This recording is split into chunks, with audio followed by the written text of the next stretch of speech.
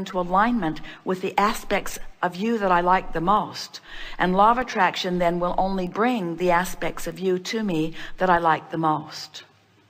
So we may not be spending as much time together as we have in the past, because law of attraction won't match me up with any ornery moments. Law of attraction is not going to match me up. I'm tuning myself up. How does that feel to you? For many, they say, that doesn't seem fair, that I have to do all the work. I have to do all the tuning, and that person's just out there being bad, not even trying. And we say, but that's how you got to your point of understanding what you want. In other words, nothing else will ever work for any of you, whether it's a government that seems out of control, whether it's terrorists that seem to be on the rise, whether it's an epidemic of something. You cannot go out into the world and train the components of the world to behave in pleasing ways to you. You can't say to the flu virus, don't you dare come near me.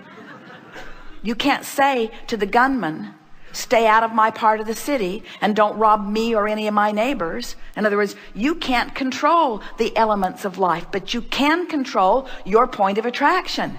You can tune yourself to a frequency that will cause law of attraction to only give you from the world at large, from the neighborhood, from the people in traffic to the people that you share your bed with. The universe can only give you what's active in your vibration.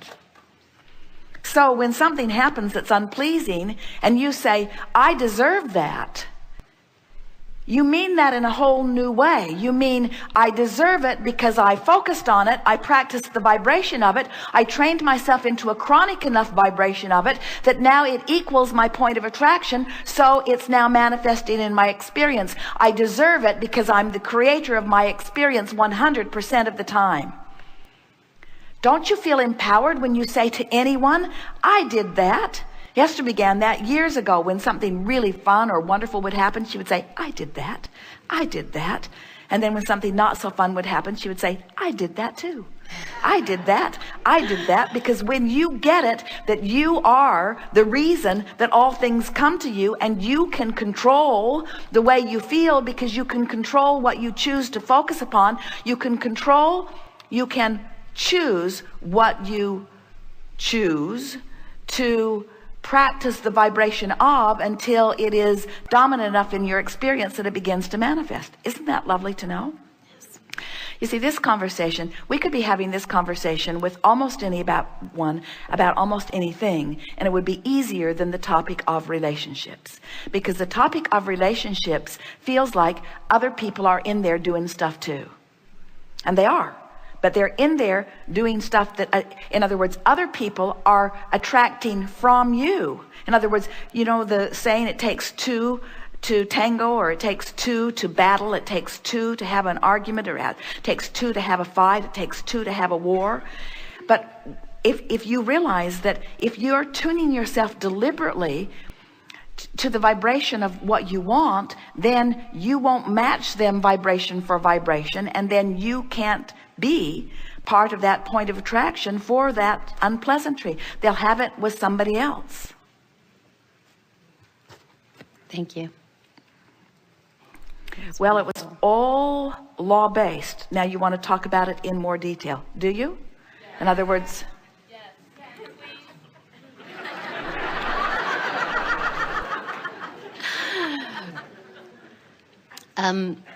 okay.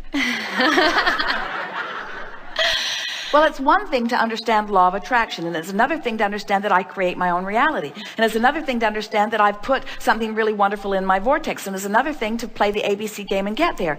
But then it feels like an entirely other thing when something unwanted marches right into your face and says something that causes you to feel a way, and it definitely feels like it's someone else's offering that is causing it. And that's what we want to show you is never the case. I don't know where to start. Pick something that comes up frequently. Okay. In my relationship, my significant other is only has female friends, which is fine in theory. It's fine in my mind when I'm in the vortex, and yet him giving a tremendous amount of attention to other women drives me crazy. And it makes me feel inadequate. And all right, so now let's take a piece of that. So how does that come to you? Are you witnessing it? Are you hearing about it after the fact? It's mostly text messages. All right. Constantly texting other women. Which all right. So friends. So you come across a text that says, or he's just doing it, and I am not privy to what they even say. All right. So you are aware that he is having what seems to be a meaningful conversation with someone else about something that you don't really know. Yes. And the feeling that comes over you is one of, what was the word that you used? You feel? I feel inadequate. I feel panic also. Inadequate. Well, fear. let's start with inadequate, and then we'll progress to panic. But okay. So you feel? I want them all at once. So you feel inadequate. Yes. So now, you heard us talking earlier, that feeling of inadequacy, as any emotion, as we discussed with our first friend who sat here, anytime you feel negative emotion, what's it saying to you? It's saying that you have a different point of view than source within you. So you're choosing in this situation to call yourself inadequate or not enough in comparison with something that you are comparing yourself to. And source within you isn't doing that, because source within you, your own inner being, knows how adequate you are. So the emotion that you're having, it's like we said to the woman, and we'll say it to you in the same tenor, you don't feel inadequate because your lover is texting someone else. You feel inadequate because you're focused on yourself in a way differently than source within you focuses. You're letting what you imagine somebody else thinks about you tune how you think about you, and it doesn't measure up to how you think about you. Did you get that? Now, that may have sounded complicated, because it might sound to most of the world that's listening in, oh honey, just go get somebody who won't do that and your life will be better. But we're not ever going to say that to you, because there's always going to be another person that's either deliberately focusing upon you in a negative way, and because they're out of the vortex, or not deliberately focusing on you in a negative way, or that you're going to assume. In other words, as long as you think it is your role that you've got to get them all thinking about you in a way that would make you feel good if you could read their mind and know it, that's way more trouble. There are so many uncontrollable moving parts in that, you'll just make yourself crazy, you see. So if you stop in the middle of this emotion while you're feeling this inadequacy, and then this fury, and then all of this, because you're imagining what could be going on, and you stop and say, wait a minute, I don't know that you're comparing me to someone else, and I don't know that I'm coming up short in the process, and even if I am, that doesn't have anything to do with me, because my life experience is based upon my relationship with who I really am. Now here it comes, hard to hear, but you got to hear it. Not my relationship with you, texting fiend. Now that's hard. That's hard to hear, we know at first, but think about where it will take you. In other words, what we just said to you is the reason you feel bad is because you're choosing to put yourself in a negative point of view with stuff that you're just making up anyway, as you're trying to imagine what somebody else is thinking about you. You've let somebody else train you into a not very good perspective of you, but your inner being won't go there, and that's why you're feeling negative emotion, not because what's going on in that text. So let's say You became sort of whole about that. You practiced it in your mind, and you reminded yourself how adequate you are, and lots of water's gone under the bridge, and you've practiced it for a day and a week and a month, and you're playing the ABC game, and you're tuned in, tapped in, turned on, and you're funnier than you've ever been, and you look better than you've ever looked, and you feel better than you've ever felt, and your relationship is all feeling really good because you're tuned into who you really are, and you're not worried about what other people are thinking. You're even not worried about what your lover is thinking. And as you're standing there, and then you see him texting someone, and you're so tuned in that you don't even feel any negative emotion about it, because your emotion is not dependent upon who he texts or who he doesn't text. And now you're free. Now you're free. Now you're free, and something else amazing happens. Now you're free, he feels freer.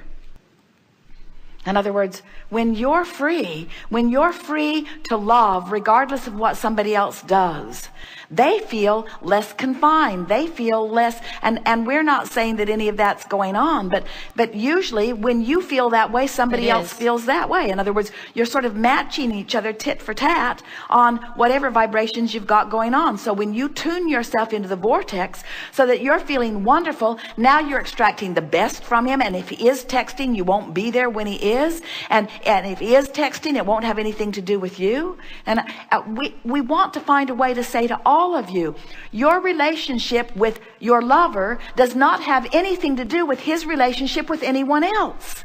And that's the thing that is so tricky, because you said it, you sort of under your breath, but I want him all for myself. And we say, you can't have anybody all for themselves. They're going to have other thoughts. They've got other things on their mind. They're not going to be a perfect vibrational wavelength with you in every moment, but they are going to reflect largely what you've got on going vibrationally about them.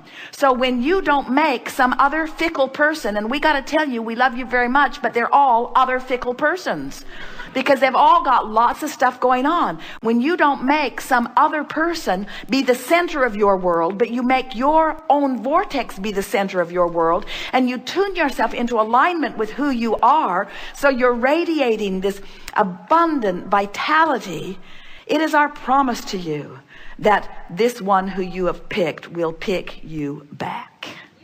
It just happens that way, you see. It just happens that way.